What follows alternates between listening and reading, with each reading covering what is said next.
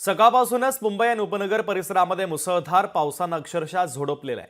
पहिल्याच पावसानं मुंबईकरांना झोडपून काढलंय। दादरसह अनेक ठिकाणी पाणी साचल्याच्या घटना घडलेल्या आहेत। त्यासोबतच समुद्र देखील उसळल्याचं पाहायला मिळतंय।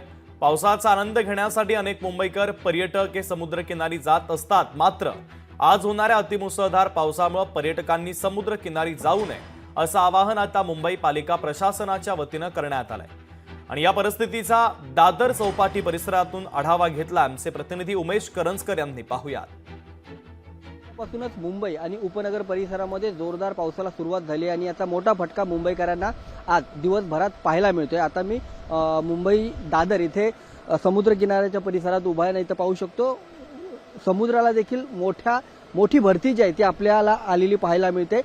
एकूणच मुंबई या सगळ्या परिसरामध्ये आजच्या दिवस मुसळधार पाऊस होणार आहे आणि त्यामुळे समुद्र किनाऱ्यापासूनही दूर राहण्याचे आदेश जे आहेत ते महानगरपालिका असेल किंवा कोस्ट गार्ड असेल यांच्याकडून देण्यात आलेली आहे।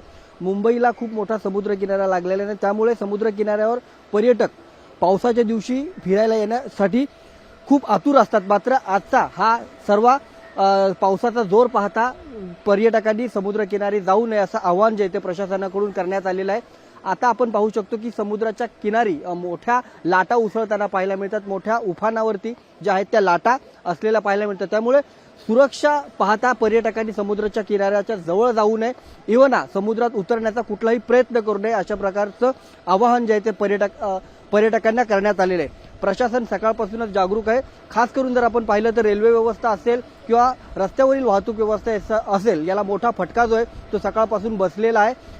रस्ते देखील मुंबईतले सध्या आपण पाहतोय तर खूप खुले आहेत। नेहमीप्रमाणे जर सोमवारचा आजचा दिवस आहे, आज खूप मोठ्या प्रमाणात ट्रॅफिक असते, मात्र आज मुंबईचे रस्ते आपल्याला मोकळे पाहायला मिळतात, कारण सकाळपासूनच पावसाचा जोर जो आहे तो मोठा आपल्याला असलेला दिसतोय आणि म्हणून समुद्र किनाराही पर्यटकांनी जाऊ नये, मुंबईकरांनी जाऊ नये असं आवाहन प्रशासनाकडून करण्यात आलेलं आहे। कॅमेरामन निकेश सोबत उमेश करंजकर, लोकशाही मराठी, मुंबई।